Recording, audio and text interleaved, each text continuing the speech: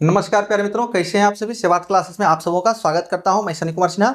चलिए आगे हम लोग बढ़ेंगे रैंकिंग में, ठीक है। उससे पहले आप लोग जो है लाइक शेयर सब्सक्राइब कर लीजिए, बहुत ही मजा आएगा, हमारे साथ बने रहिए, ठीक है। बिल्कुल मुफ्त क्लास है, इसमें कोई चार्जेस नहीं लगने हैं, ठीक है। बहुत ही अच्छे तरीके से पढ़ाई चल रही है, हमारे उत्साह को बढ़ाइए और अच्छी से मेहनत आपके लिए हम करेंगे। चलिए आगे बढ़ते हैं रैंकिंग में। तो आज हम लोग इसमें प्रश्न देखेंगे कि कैसे कैसे प्रश्न एग्जाम्स में पूछे जाते हैं, ठीक है। पिछले क्लास में हमने इससे संबंधित कंसेप्ट को आपको क्लियर करा दिया था। चलिए आगे बढ़ते हैं हम लोग।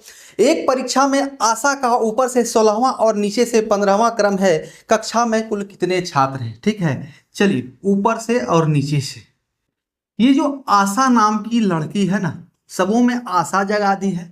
ये कह रही ऊपर से मैं 16वीं हूं और नीचे से मैं ही जो है 15वीं हूं, ठीक है। नीचे से मैं 15वीं हूं और ऊपर से 16वीं हूं, ठीक है। तो समझने वाली बात ये है कि अगर ये ऊपर से 16वां है तो इसको छोड़कर ऊपर टोटल 15 लोग, अगर नीचे से ये 15वां है तो इसको छोड़कर नीचे 14 लोग। अब टोटल जोड़िए 15, 14, 29 और प्लस एक ये 30। आशा तो एक ही लड़की है ना, 30 आंसर। कहीं कोई दिक्कत नहीं है, लेकिन हम लोग इस कंसेप्ट पर बिल्कुल भी नहीं चलेंगे। तो चलेंगे कैसे भाई? क्वेश्चन देखना है और सॉल्यूशन करना है। कह रहा है ऊपर से 16वां है, नीचे से 15वां है, कोई दिक्कत नहीं। 16, 15, 31 और -1 कर दीजिए। 16 + 15 -1 बराबर 30 आंसर। कहीं कोई दिक्कत नहीं। अब कैसे हुआ ये समझने की जरूरत है। समझ में आ गया है तो बढ़िया बात है, नहीं चलिए समझाते हैं। ऊपर से 16वां जब है ये, तो आशा का एक बार काउंटिंग हो गया। नीचे से जब 15वां है तो फिर एक बार काउंटिंग हो गया, यानी एक ही लोग को 2 बार काउंटिंग कर लिया गया। तो क्या ये काउंटिंग में सही है? अगर पूछा जाए एक कतार में कितने लोग थे तो एक ही आदमी को 2 बार काउंट कीजिए, ये सही बात है क्या? नहीं ना, बिल्कुल भी नहीं। तो उसी लिए हम लोग एक बार ये माइनस कर देते हैं, ठीक है। चलिए आगे बढ़ते हैं। नहीं समझ में आया तो फिर कमेंट करना है।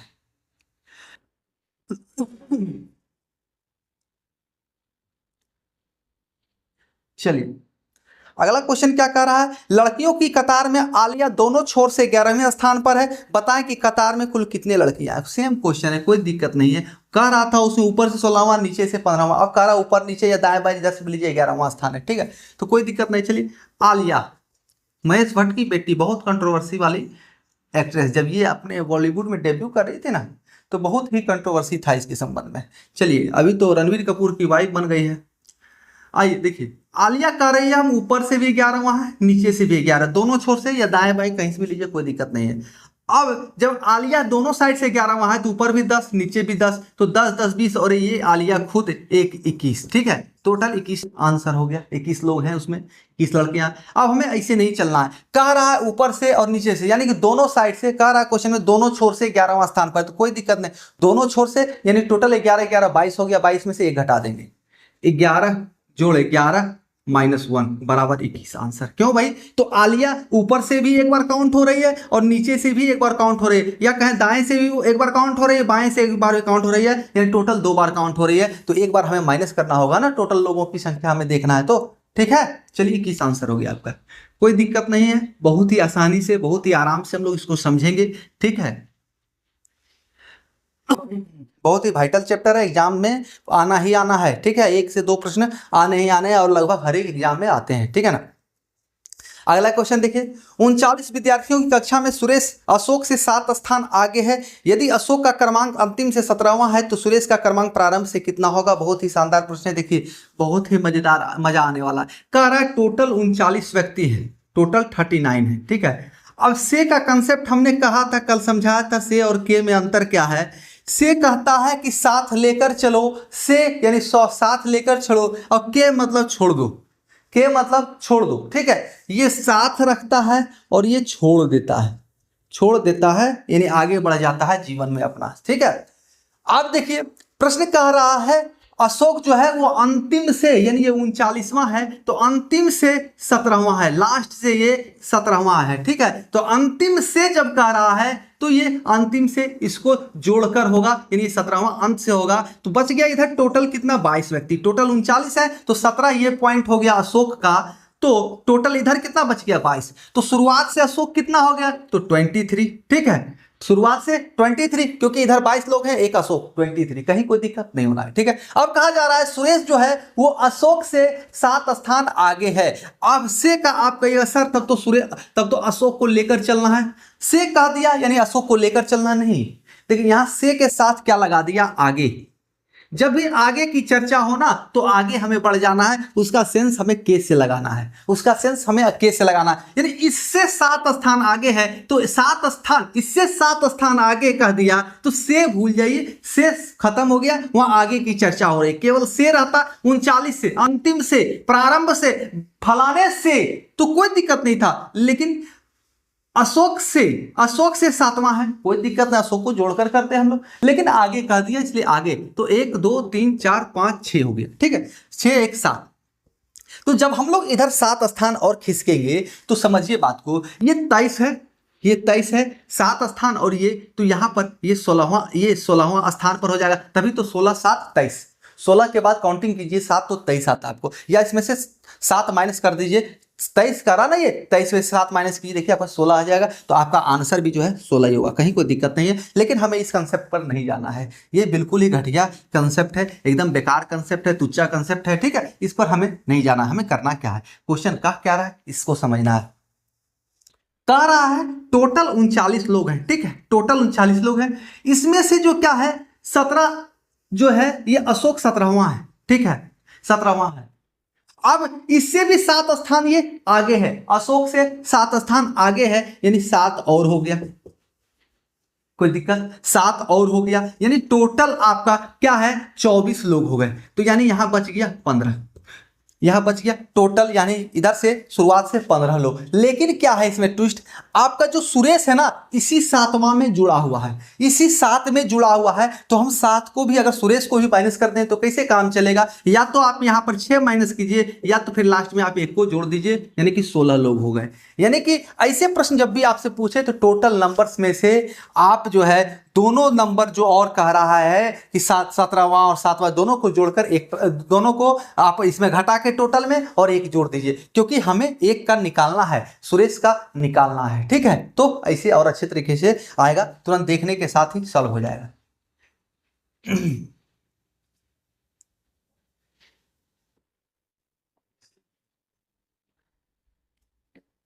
आइए अगला प्रश्न हम लोग देखते हैं, क्या रहा भाई,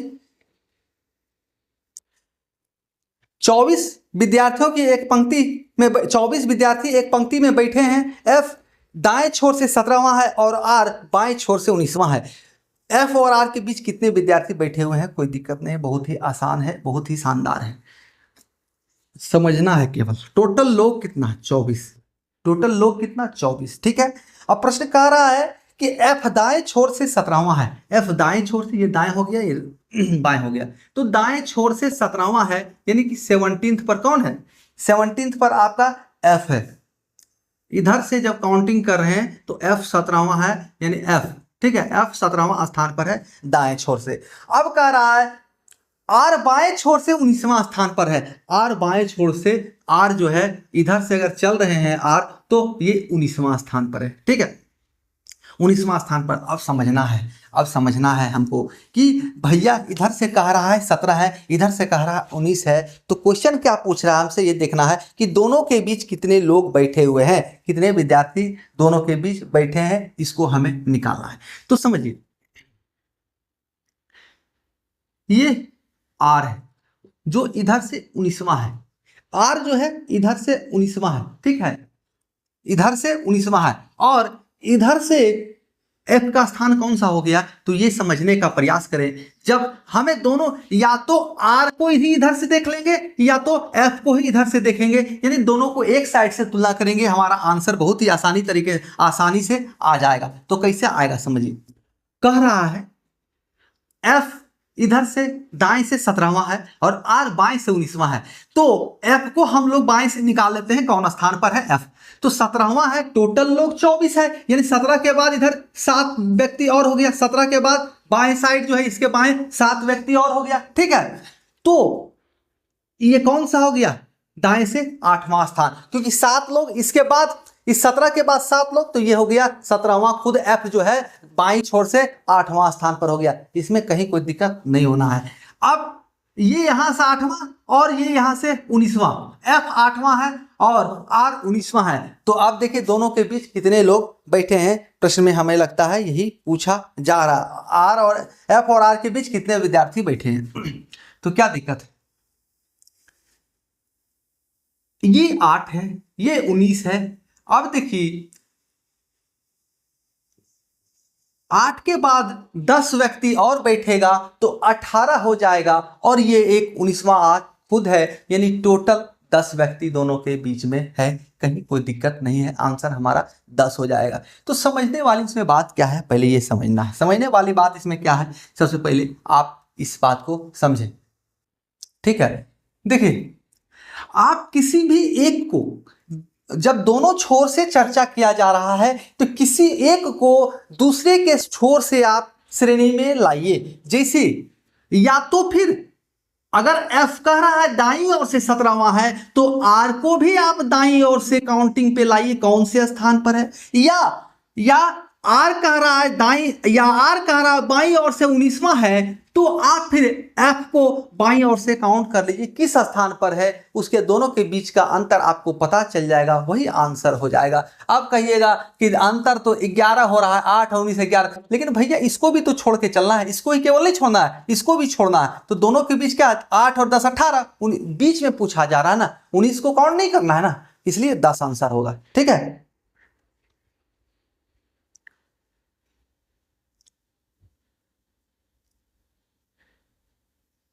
देखिए बच्चों के मन में बहुत सारे सवाल होते हैं, सबों को उजागर करना बहुत ही जरूरी है। देखिए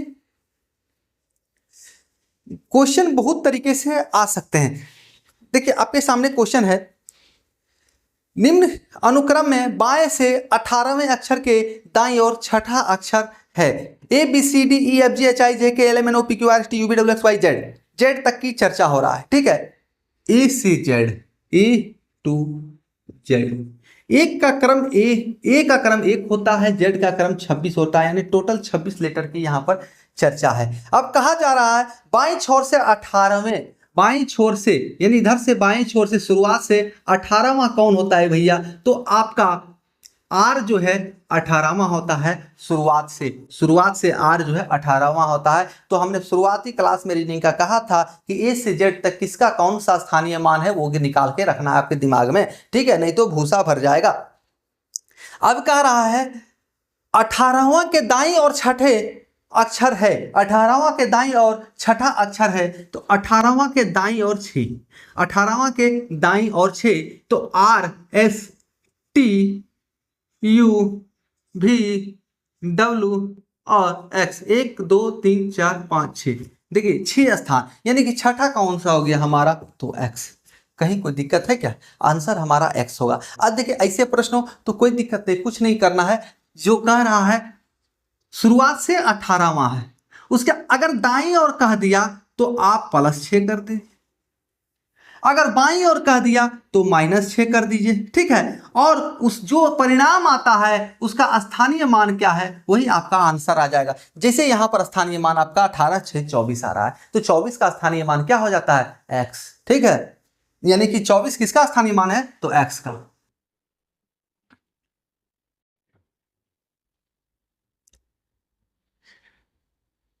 देखिए प्रश्न को ध्यान पूर्वक केवल समझना होता है, उसके बहुत ही अच्छे तरीके से आपको वो सारा कंसेप्ट क्लियर होता चला जाएगा। आइए एक क्वेश्चन और देखते हैं हम लोग। 5 लड़के ए बी सी डी और ई एक पंक्ति में खड़े हैं, ए सी और डी के बीच में और बी डी ई के बीच में है।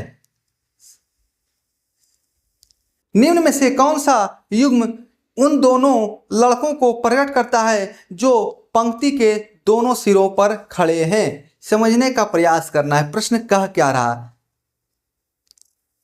ए जो है वो सी और डी के बीच में है, ठीक है।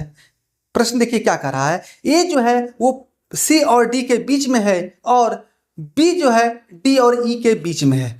तो प्रश्न आपसे पूछा जा रहा है कि उन दो युग्म लड़कों को प्रकट करता है जो दोनों सिरों पर खड़े हैं, यानी कि यहाँ पर और यहाँ पर, इन दोनों किनारों पर 5 लोग हैं, ए बी सी डी ई। अब जरूरी नहीं है कि इसी क्रम में होगा, जरूरी नहीं है कि इसी क्रम में होगा।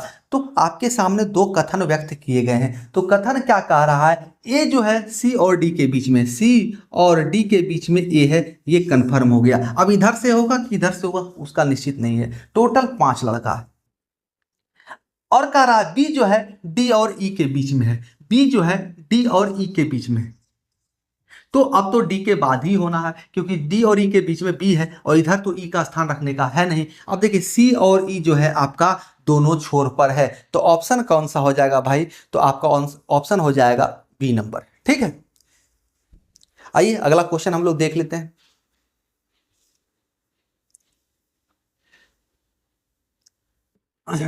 देखिए अगला क्वेश्चन कर रहा है ए बी सी डी और ई 5 मित्र हैं। ए की उम्र बी से दुगनी है, सी की उम्र बी से आधी है, ए की उम्र ई से आधी है, ई की आधी है और सी की उम्र डी से दुगनी है, तो सबसे छोटा कौन है? सिर्फ दुगना दुगना कर करके पका रहा है यार, बहुत देखो पसीना भी आ रहा है। ठीक है, तो देखो कोई दिक्कत नहीं है, सिर्फ ध्यान देना है कह क्या रहा है। हर तरीके से रैंकिंग होता है, बोले ना आपके मकान का भी रैंकिंग होगा, आपके दुकान का भी रैंकिंग होगा, आपके व्यक्तित्व का भी रैंकिंग होगा। ठीक है, चलिए 5 मित्र हैं, ए बी सी और डी और ई। ठीक है, अब समझिए बात को, प्रश्न में कह क्या रहा है? ए की उम्र बी से दुगनी है, ए की उम्र जो है वो बी का दुगना है, ए का उम्र बी का दुगना।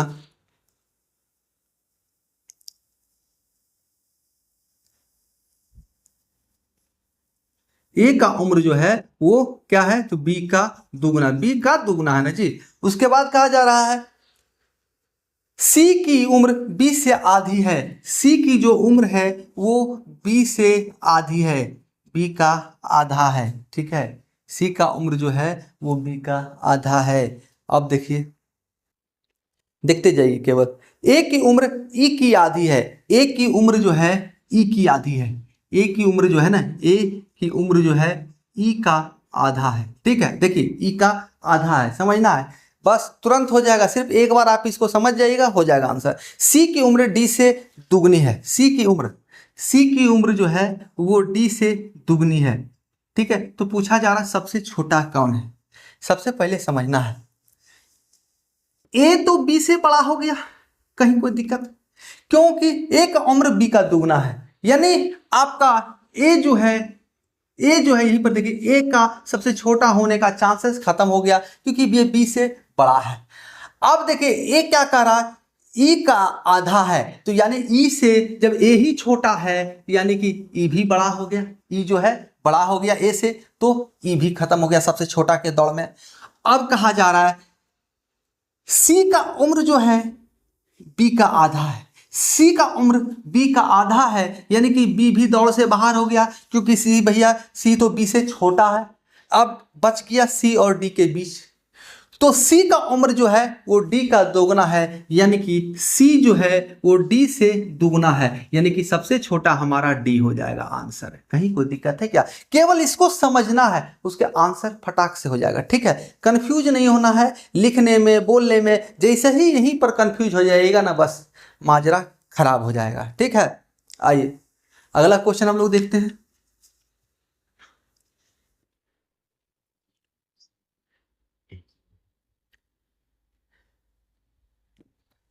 यदि संतोष रंजन से कम तेज दौड़ता है तथा रंजन पवन से तेज दौड़ता है, राजू मोहन से तेज दौड़ता है परंतु रंजन से कम, तो सबसे तेज कौन दौड़ता है ये निकालना है। तो देखिए हम लोग एक्सीलेटर बाएं से दाएं की ओर जाएंगे, यानी जैसे ही दाएं ओर बढ़ते जाएगा एक्सीलेटर तेज होता जाएगा, वो तेज दौड़ता जाएगा। ठीक है, ऐसे भी आपको एग्जाम में ऐसा ही सॉल्व करना है। तो संतोष रंजन से कम दौड़ता है, यानी कि संतोष जो है वो रंजन से कम तेज दौड़ता है, रंजन को बाद में रखें। ठीक है, रंजन से कम। दूसरा कह रहा है रंजन पवन से तेज दौड़ता है, रंजन जो है पवन से तेज दौड़ता है, पवन।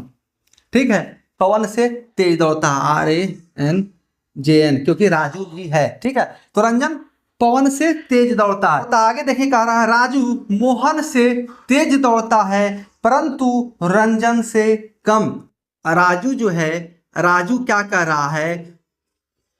मोहन से तेज दौड़ता है, मोहन से तेज दौड़ता है परंतु रंजन से कम, यानी कि सारा का सारा कह रहा है कि रंजन से कम कौन, कह रहा है सबसे तेज कौन दौड़ता है, तो प्रश्न में सारा का सारा कह रहा है कि रंजन से सब कम ही तेज दौड़ता है, यानी सबसे ज्यादा तेज रंजन दौड़ता है, तो आंसर आपका रंजन हो जाएगा कि सबसे तेज रंजन दौड़ता है। अगर यही कह देता है सबसे कम तेज कौन दौड़ता है, यानी सबसे स्लो कौन दौड़ता है, तो बहुत ही कंफ्यूजन हो जाता है, क्योंकि किसी का स्थान निश्चित नहीं है, सिर्फ कम कम कहा जा रहा है, उसके रिलेशन नहीं बताया जा रहा है। ठीक है, अब मिलेंगे हम लोग अगले क्लास में, तब तक के लिए आप सभी प्यारे मित्रों का बहुत बहुत धन्यवाद। अगले क्लास में हम इससे संबंधित प्रीवियस ईयर के क्वेश्चन भी, एसएससी, बिहार एसएससी, सभी के क्वेश्चन, रेलवे का हम लोग डिस्कस करेंगे। ठीक है, चलिए मिलेंगे अगले क्लास में। लाइक शेयर और सब्सक्राइब करते जाएं। धन्यवाद।